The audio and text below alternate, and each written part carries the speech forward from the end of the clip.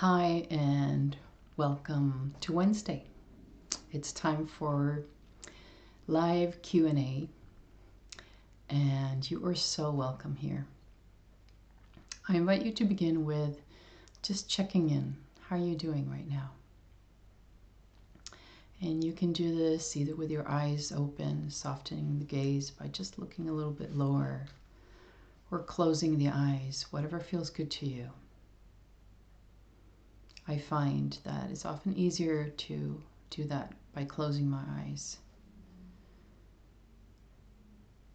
And I invite you to just feel what your body feels like right now, knowing that you don't have to change anything. Just observe what is right now. And then moving your focus to what sensations you're experiencing in your body. And by sensations, I mean hot, cold, expansive, contracted, tight, spacious, moving forward or backwards. All kinds of different experiences can be present in different areas of your body at the same time.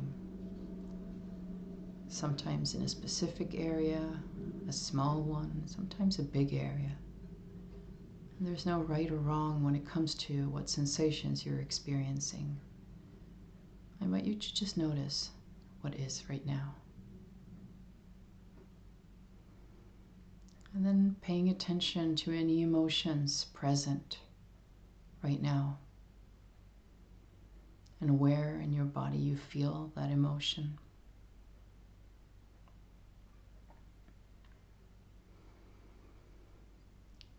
Moving your focus to thoughts. Observing what thoughts are present in your mind right now.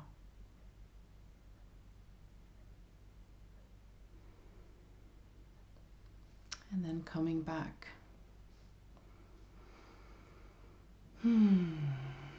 During this is something I find very useful, to just check in with myself on a regular basis. It helps me stay present. It helps me get out of my head and into my body. And it's also something very helpful when it comes to the question I want to talk about today, which is, how do I get rid of my anxiety? And this is a very interesting question, because can you get rid of your anxiety? I would say no, because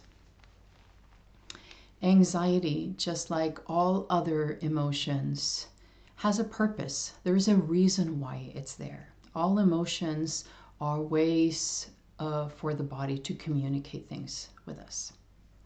For example, anger is a way for our unconscious to communicate that someone has overstepped our boundary, or that something feels very wrong to us. Sadness may indicate that we need to take time and space for ourselves to take care of something that we are grieving, something that has affected us deeply. And anxiety often is the body's way of telling you that there's something not right. There's something I need to change in my life.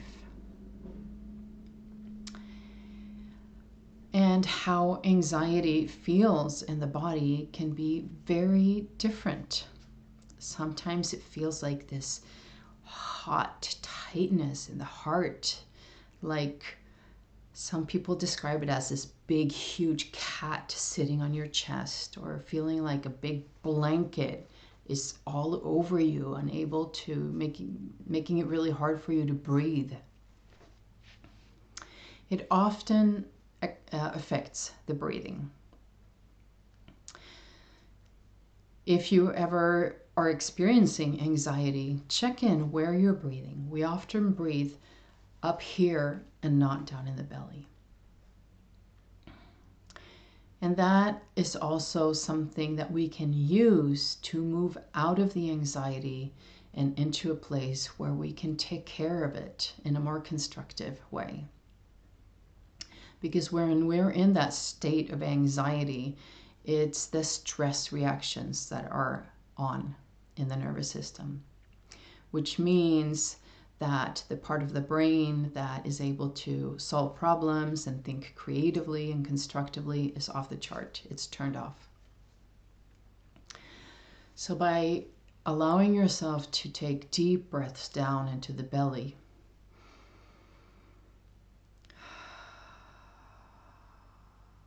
and maybe letting the out breath be longer than the in breath, you help the body open up to that space where the nervous system can relax and move into a calm space, a place where you feel resourced, where you can access the creative part of yourself, when you can access that problem-solving part of your nervous system and your brain.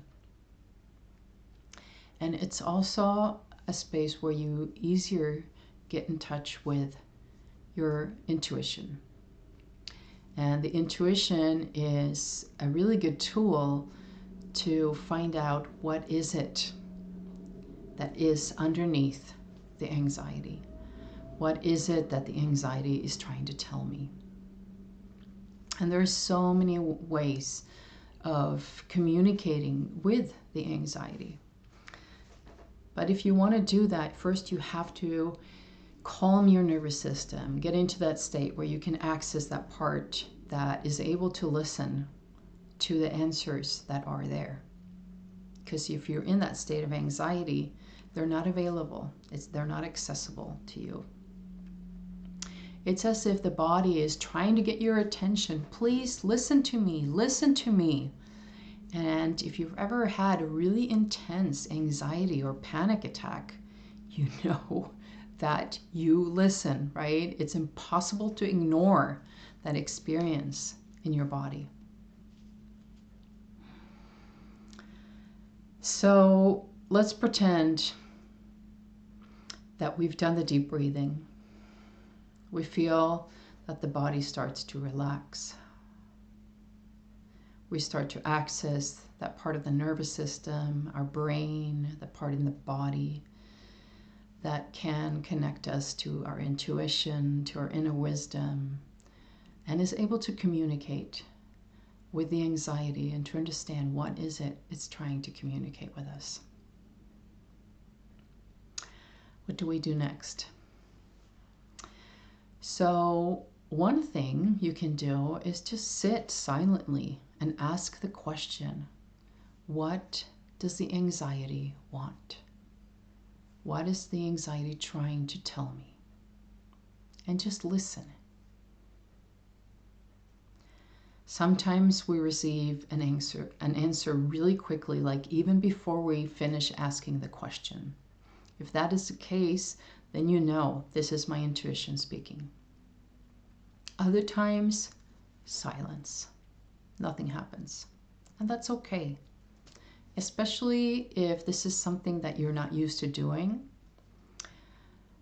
I know I've talked about this before, but if you are in a space where you are practicing intuition, where you are practicing listening to your body more, be patient with yourself. Be compassionate when you don't hear anything.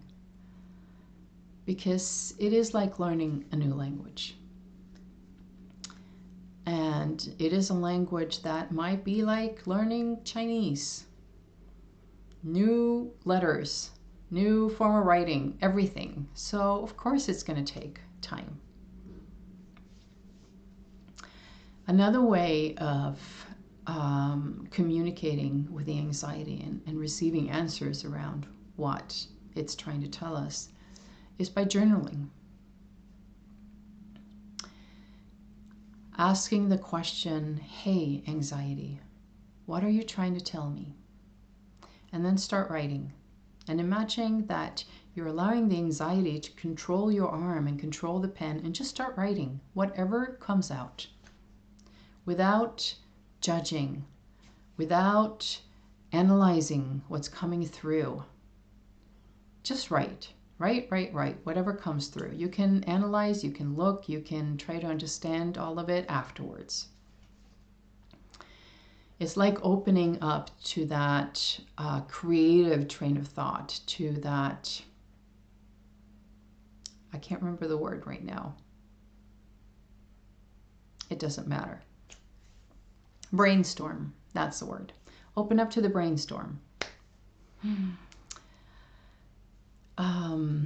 Another way of communicating is by imagining that you take that anxiety. Imagine that it is an energy. Imagine that it is a person in itself. And you put it in front of you. Imagine that if you have a chair in front of you, great. Put it in the chair in front of you and imagine that it's a person that you can talk to. And I find that this often is easier, again, with my eyes closed.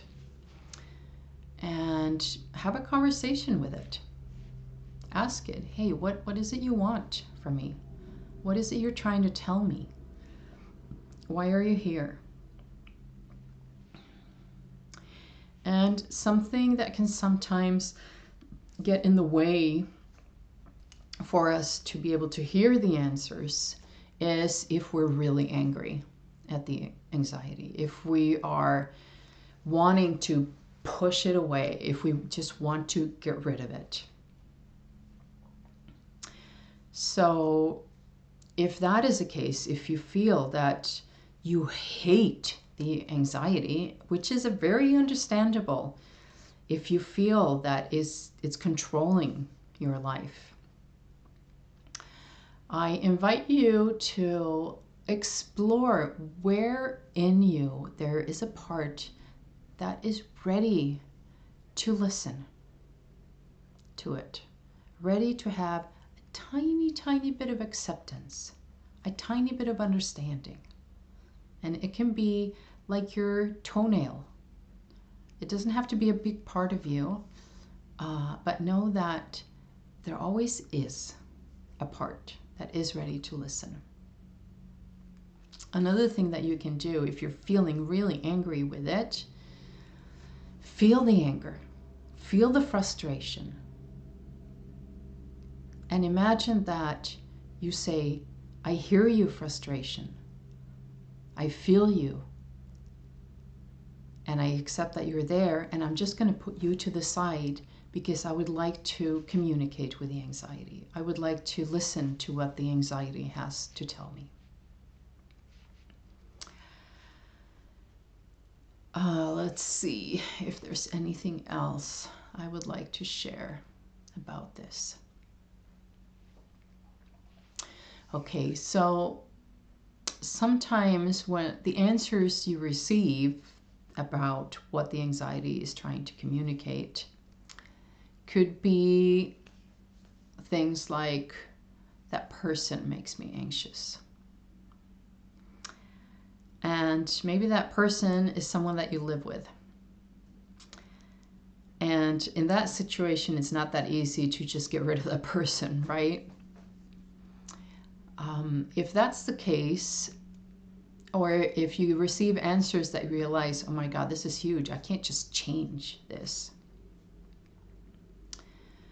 You can keep asking questions like, okay, what can I do to change this situation? What tiny step can I take to change this? To listen to the anxiety and allow the anxiety to be a guide to changing things that I'm doing in my life, experiences that I'm having in my life, making changes in my life to support me to feel better. Because that is often what the anxiety is wanting. It wants you to feel better. It wants you to have a better life. It's not your enemy, even though it might feel that way. Our bodies are amazing at striving towards healing, striving towards balance. When we have a paper cut or we hurt our skin and it bleeds, all we need to do is make sure it's clean and put a Band-Aid on it. and then the body takes care of the rest. It has this innate, amazing healing capacity. But just like that paper cut or the hurt in the skin needs for us to clean it and put a band-aid on it, the healing needs the right conditions to happen, right?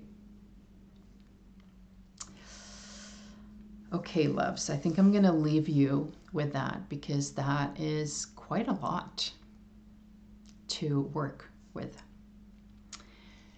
And I think this is a great topic right now because just before Christmas, I know some people might be feeling extra anxious, extra stressed out. And you can do the same thing with stress, by the way. Oh, and something I forgot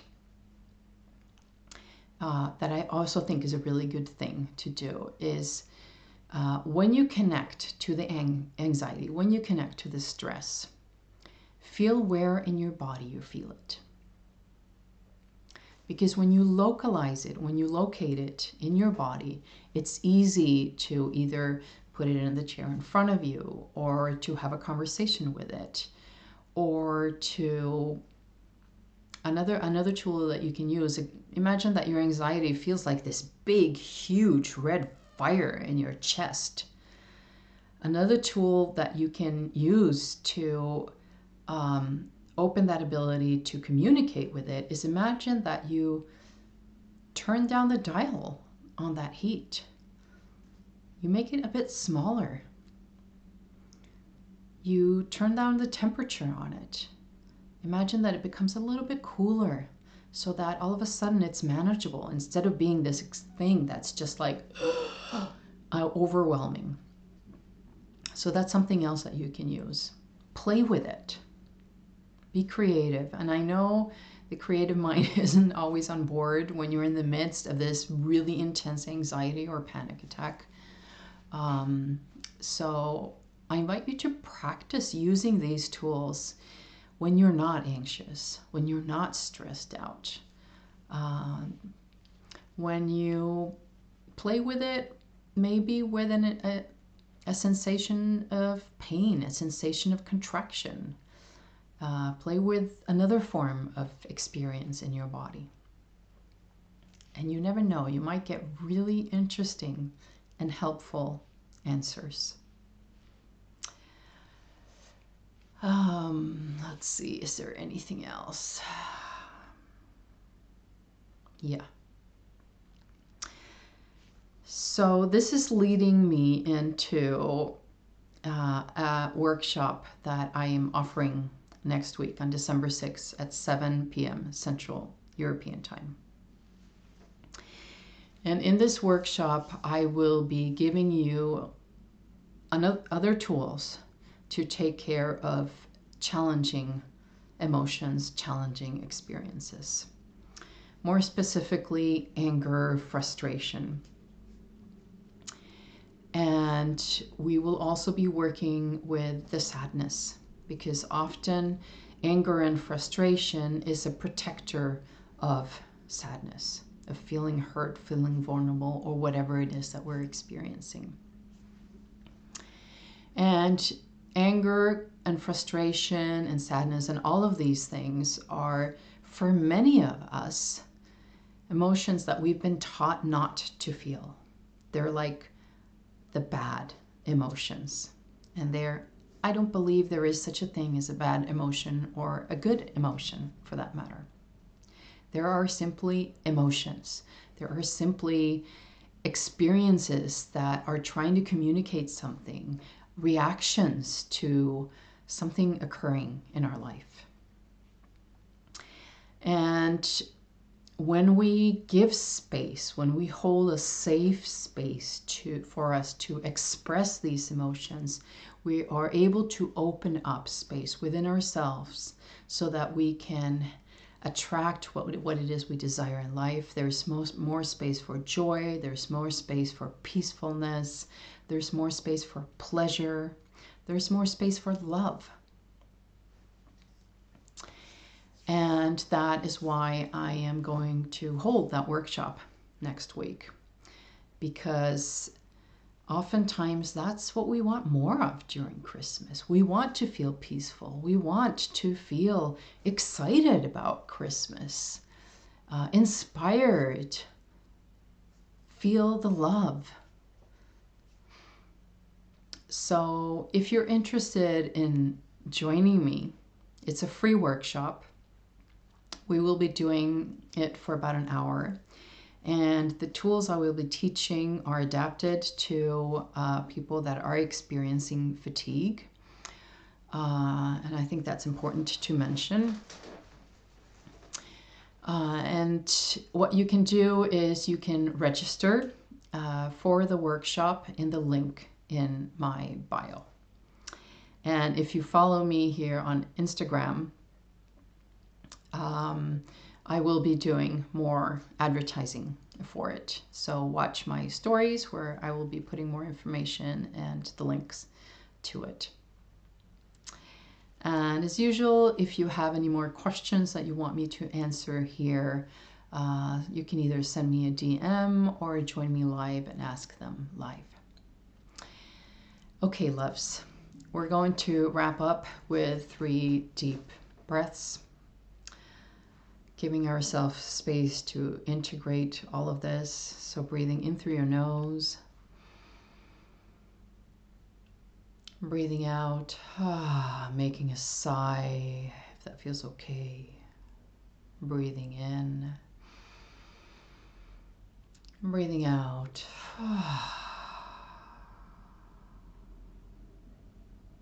And breathing in all the way down into the belly. And breathing out and allowing your body to relax just a little bit more.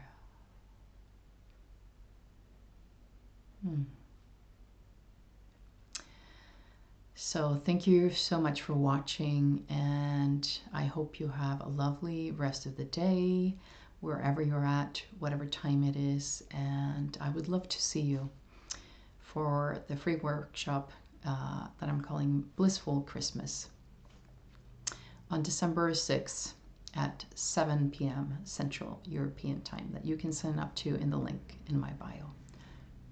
Sending you lots of love.